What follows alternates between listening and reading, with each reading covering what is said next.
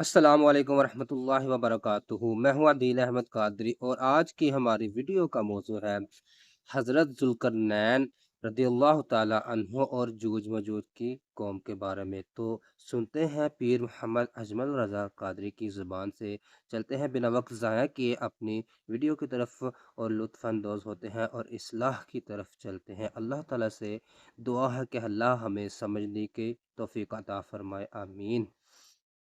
حضرت ذوالقرنین رضی اللہ تعالیٰ عنہ، اللہ تعالیٰ نے انہیں زمین میں اقتدار دیا تھا۔ ماشاءاللہ، چار سبحان لوگ اللہ۔ دنیا میں ایسے ہو چکے ہیں جنہیں اللہ تبارک و تعالیٰ نے پوری دنیا میں اقتدار دیا، ایک وقت میں پوری دنیا کا ایک ہی بادشاہ۔ دو مسلمان تھے، دو کافر۔ مسلمانوں میں حضرت سلیمان علیہ السلام اور جناب ذوالقرنین علیہ السلام، اور کافروں میں بخت نصر اور نمرود۔ یہ دو لوگ ہیں جنہیں اللہ نے پوری دنیا میں اقتدار دیا، اور پھر اس کے بعد آنے والے وقت میں اللہ تعالیٰ امام مہدی کو سارا اقتدار عطا فرمائے گا، پوری دنیا کا۔ حضرت ذوالقرنین کے بارے میں دو روایات ہیں، ایک تو یہ ہے کہ وہ نبی تھے اور ایک یہ ہے کہ نہیں وہ ولی تھے، لیکن مجھے حضرت مولا علی شیر خدا رضی اللہ تعالیٰ عنہ کا قول ملا ہے جس میں آپ نے فرمایا کہ نہیں وہ نبی نہیں تھے، ماشاءاللہ۔ تو اس لیے میرا نظریہ یہی ہے کہ وہ اللہ کے ایک نیک بندے تھے۔ اللہ نے انہیں پوری زمین میں اقتدار دیا۔ وہ ایک مہم پہ نکلے، ان کا ارادہ بنا کہ میں ذرا دنیا کا چکر لگاؤں، تو انہوں نے سفر شروع کیا کہ میں دیکھوں ذرا سورج غروب کہاں ہوتا ہے۔ تو فرماتے میں پہنچا، بڑا گیا، لیکن میں اس مقام تک پہنچ گیا جہاں سورج غروب ہوتا ہے، تو پھر میں نے دیکھا کہ ایک سیاہ کنواں ہے جس کے اندر جا کے وہ چھپ گیا ہے، لیکن رب کریم کی اس حقیقت تک میں پہنچ سکا نہیں۔ پھر آپ فرماتے ہیں کہ میں آگے نکلا تو مجھے ایک قوم اللہ کے بارے میں اکبر۔ بتلایا گیا جو بڑی خونخوار قوم تھی، بڑی خونخوار، اس کو یاجوج اور ماجوج کہا جاتا ہے۔ یہ قوم اتنی خونخوار تھی کہ اللہ یہ حفاظت فرمائے درندوں بھائی کو بھی صاحب کھا کو۔ جایا کرتے تھے۔ اتنے لمبے چوڑے ان کے قد تھے، اتنے زیادہ طاقتور تھے کہ سانپ اور بچھو بھی کھا جاتے تھے۔ یہ نکلا کرتے تھے سبزے کے دنوں میں تو ساری کھیتیاں اجاڑ جاتے تھے، ہر چیز تباہ کر جاتے تھے، حتیٰ کہ انسانوں تک کو کھا جاتے تھے۔ تو حضرت ذوالقرنین جب وہاں پہنچے، اللہ تبارک و تعالیٰ نے انہیں ان مظلوم لوگوں کا مددگار بنایا جن پر یاجوج اور ماجوج کی قوم ظلم کرتی تھی۔ انہوں نے آپ سے کہا کہ حضور مہربانی فرمائیں، اس قوم سے تو ہماری جان چھڑائیں۔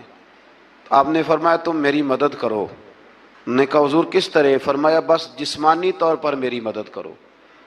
تو آپ نے پھر وہاں ایک دیوار بنائی، ایک دیوار لوہا کاٹ کر، سیسا پگھلا کر، پتھر ڈال کر ایک بڑی موٹی تازی دیوار بنائی، اور اتنی اونچی بنائی، اور پھر اس کے چاروں جانب آگ جلائی تاکہ وہ لوہا اس طرح پگھل جائے کہ وہ دیواروں کے ساتھ چپک جائے، تاکہ کوئی آدمی پیر رکھنا چاہے تو پیر رکھ کے اس اللہ پہ چڑھ نہ اکبر۔ سکے۔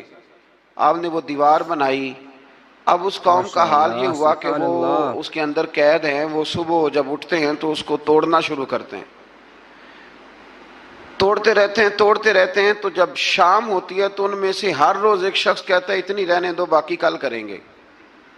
لیکن جب وہ سویرے اٹھتے ہیں تو اللہ تعالیٰ اس دیوار کو پھر سے مضبوط فرما دیتا ہے۔ نبی کریم علیہ السلام نے فرمایا قرب قیامت میں ایک وقت آئے گا، قیامت کے قریب جا کے ایک ٹائم ایسا آئے گا کہ اس مخلوق میں سے ہی ایک شخص پکارے گا اور پکار کے کہے گا کہ اب سو جاؤ انشاءاللہ۔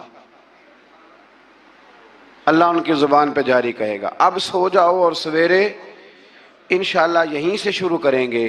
تو فرمایا وہ چونکہ انشاءاللہ کہیں گے تو پھر اللہ تبارک و تعالی اگلے دن اس دیوار کو وہیں پہ رکھے گا جہاں رات کو انہوں نے اسے چھوڑا تھا۔ اگلے دن وہ توڑیں گے تو دیوار ساری ٹوٹ جائے گی، اور پھر اللہ تبارک و تعالیٰ کا سبحان فضل اللہ۔ ہوگا تو مسلمان کی ماشاءاللہ۔ طرف وہ بڑھیں گے، وہ قتل و غارت کریں گے، پھر سے وہی درندگی کریں گے۔ تو پھر حضرت عیسیٰ علیہ السلام ان کے لیے دعا کریں گے، تو دعا کا یہ حال ہوگا کہ ان کے وجود پر کچھ ایسی چیزیں برآمد ہوں گی جن کی وجہ سے وہ مر جائیں گے، ختم کر دیے جائیں گے۔ قیامت کے قریب جا کے وہ دوبارہ آئیں گے۔ اس کے بعد پھر اللہ تبارک و تعالی نے سورہ کہف کی آخری آیات میں 7 سمندر اور ان جیسے اور بھی آ جائیں، فرمایا 7 سمندر ہوں اور ان جیسے اور بھی آ جائیں اور مل کر وہ روشنائی بن جائیں تو میرے رب کے کلمات ختم ہونے سے پہلے سمندر ختم ہو جائیں گے۔ اور آخری آیت میں اللہ تعالیٰ نے فرمایا کہ اے رسول صلی اللہ تعالی بے شک، علیہ وسلم آپ کہہ دیجئے کہ میں تمہاری طرح ہی ایک بالکل بشر ہوں، انا بشر مثلکم، میں بھی تمہاری طرح ایک۔ اب مثلکم کا بہت سارے لوگوں نے ترجمہ اپنی طرح کا کر لیا ہے، ماشاء اللہ، حالانکہ سبحان حضور صلی اللہ، اللہ تعالی علیہ وسلم نے فرمایا کہ بشر ہونے آمین، میں تمہاری طرح ہوں، رسول ہونے میں تمہاری طرح نہیں، اللہ کا حبیب ہونے میں تمہاری طرح۔ اور وہ یہ جو میں کہہ رہا ہوں نا نہیں، تو یہ صحیح بخاری کے لفظ ہیں، حضور نے فرمایا ایکم مثلی، کون ہے تم میں جو میری طرح ہو، یہ صحیح بخاری کے لفظ ہیں۔ اللہ تبارک و تعالی سمجھنے کی توفیق عطا فرمائے۔ پھر اس سے آگے سورہ مریم شروع ہوتی ہے۔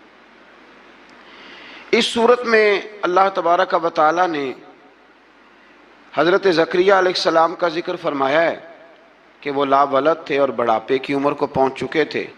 انہوں نے اللہ تعالیٰ سے اولاد کی دعا کی جو ان کا اور آل یعقوب کا وارث ہو، تو اللہ تعالیٰ نے انہیں بیٹے کی بشارت عطا فرمائی جس کا نام انہوں نے یحییٰ رکھا، بلکہ یہ نام انہوں نے پہلے سے رکھ لیا تھا، ماشاء اللہ، یہ یحییٰ نام انہوں نے اللہ، پہلے سے رکھ لیا تھا۔ مجھے اب لوگ کس سینس میں مسئلہ پوچھتے ہیں یہ نہیں مجھے بتا، لیکن مجھ سے ایک دوست نے کچھ دن پہلے پوچھا کہ پیدائش سے پہلے بچے کا نام رکھنا جائز ہے، تو میں نے انہیں کہا کہ ہاں، آپ سورہ مریم پڑھیں گے تو آپ کو اندازہ ہوگا کہ حضرت زکریا نے بیٹے کا نام پہلے ہی رکھ دیا تھا، کیونکہ انہیں یقین کامل تھا کہ رب کریم مجھے بیٹا ہی عطا فرمائے گا۔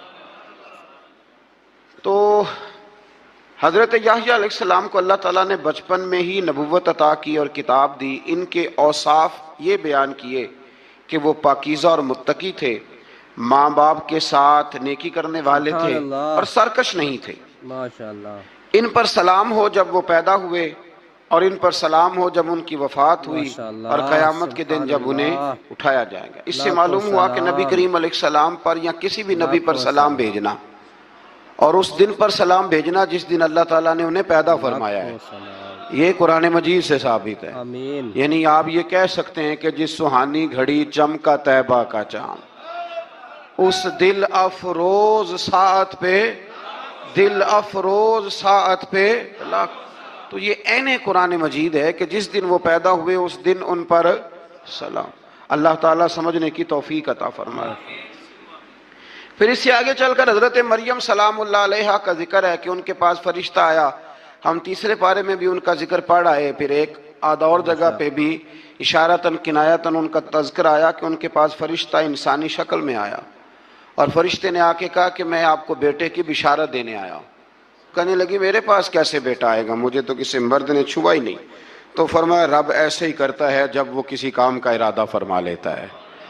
تو حضرت مریم کے ہاں اللہ تبارک و تعالیٰ نے حضرت عیسیٰ علیہ السلام کی ولادت فرمائی۔ حضرت عیسیٰ بغیر باپ کے پیدا ہوئے اور حضرت آدم علیہ السلام غیر ماں باپ کے پیدا ہوئے، تو یہ اللہ کی قدرت کی نشانی ہے۔ اب حضرت عیسیٰ علیہ السلام کی جب ولادت ہوئی تو یہ آپ کا معجزہ اور حضرت مریم کی کرامت سامنے آئی کہ آپ ایک خشک کھجور کے نیچے بیٹھی تو اللہ تعالیٰ نے اسے سرسبز و شاداب کر دیا، اور آپ اس کو ہلاتی تھی تو وہ کھجوریں گرتی تھی۔ بڑی پریشان تھی آپ کے قوم کے سامنے کیا منہ لے کے جاؤں گی، لوگ کیا کہیں گے۔ لوگوں کے لیے الزام لگانا، پروپیگنڈا کرنا بڑا ہی آسان کام ہے۔ دو ہی تو کام دنیا میں آسان ہے، ایک بدگمانی کرنا اور ایک غیبت کرنا، اور اتنا مزیدار کام ہے کہ آپ ساری دیہڑی کرائیں، کوئی بندہ تھکنے کو تیار، معاذ اللہ ثم معاذ اللہ سارا دن۔ اور اگر آپ کہیں کہ اللہ کا ذکر کرو، تسبیح لے لو، صرف 500 دفعہ درود شریف پڑھ لو، تو پھر کیا بنے گا، کام یاد آ جائے گا، بہت سارے لوگوں نکل لیں گے۔